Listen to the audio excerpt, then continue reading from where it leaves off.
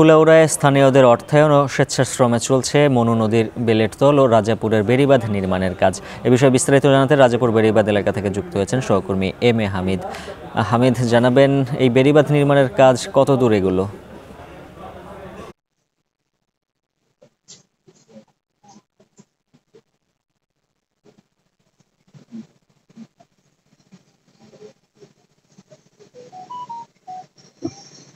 উজ্জ্বল, আমি এই মুহূর্তে দাঁড়িয়ে আছি মৌলভীবাজার জেলার কুলাউড়া উপজেলার পিতিমপাশা ইউনিয়নের রাজাপুর এলাকায়। দেখতে পাচ্ছেন আমার পিছনে যারা কাজের জন্য সহযোগিতা করেছেন তারা আমার সাথে রয়েছেন এবং আমার পিছনেই কিন্তু বেড়িবাঁধ কাজ চলমান রয়েছে এবং শুধু শুধু এখানে না, অন্য অন্য জায়গায় কিন্তু বেড়িবাঁধের কাজ চলছে। বিশেষ করে পিতিমপাশা ইউনিয়নের বেলেরতল নামক স্থানে লোকজন আজ থেকে সপ্তাহখানেক আগে সেখানে কাজ শুরু করেছেন। সেখানে এলাকার একজন দানশীল ব্যক্তি ডক্টর মনিরুল ইসলাম 1 লক্ষ টাকা দিয়েছেন এবং সেখানে সাবেক চেয়ারম্যান আব্দুল লতিফ সহ সাবেক মেম্বার আব্বাস আলী এবং বর্তমান মেম্বার সহ মিলে তারা সেখানে কাজ শুরু করেন এবং এই স্পটে অর্থাৎ পিতিমপাশা ইউনিয়নের 4টি স্পটে তাদের কাজ চলমান রয়েছে। ইতিমধ্যে অনেকটা কাজ তারা সফল করতে পেরেছেন। আমি কথা বলেছিলাম পানি উন্নয়ন বোর্ডের নির্বাহী প্রকৌশলীর সাথে। তিনি আমাকে জানিয়েছেন মৌলভীবাজারের প্রায় 16টি মনু নদীর বাঁধের বেড়িবাঁধের কাজ অসমাপ্ত রয়েছিল এবং তারা এখন সেখানে কাজ শুরু করেছেন। ইতিমধ্যে প্রায়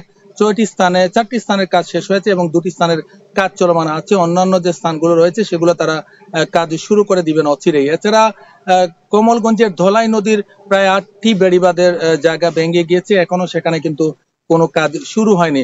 এই কাজ শুরু না হওয়ার কারণে লোকজন আতঙ্কের মধ্যে আছেন।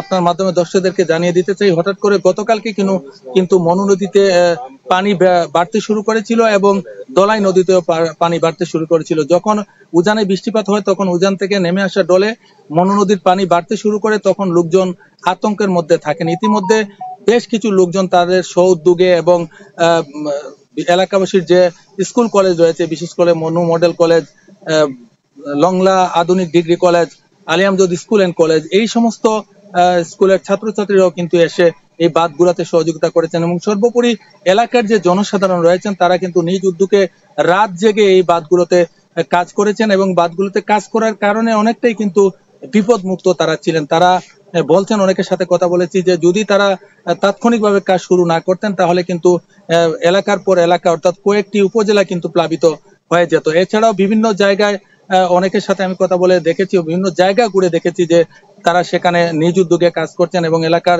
লোকজন ট্রাক ঝুঁকে এসে বা হেঁটে এসেও এই কাজে যোগদান করছেন এবং তারা বলছেন যে এই কাজটা তারা চলমান রেখেছেন। আমি দেখেছি বেড়িবাঁধের অনেক জায়গা থেকে গাছগুলো কেটে অন্যত্র সরিয়ে এবং সেখানে বস্তা দিয়ে, বালু দিয়ে এবং জিও ব্যাগ ফেলে তারা সেগুলো কিন্তু কাজ চলমান রয়েছেন। আমি এ বিষয়ে পানি উন্নয়ন বোর্ডের নির্বাহী প্রকৌশলী বলেছেন যে ইতিমধ্যে তারা কিন্তু কোনো অর্থ বরাদ্দ পাননি, অর্থ বরাদ্দ পেলে তারা কাজগুলো আরো চলমান করবেন।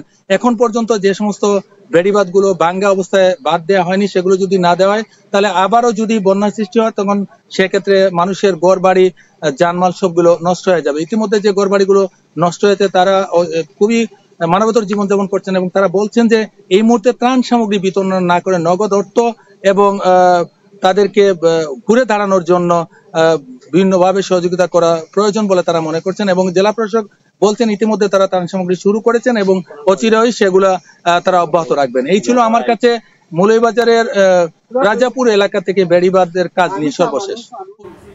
এম এ হামিদ যুক্ত ছিলেন মৌলভীবাজার থেকে। এখন ঢাকায় নিচ্ছে আরেকটা বিরতি, ফিরছে একটু।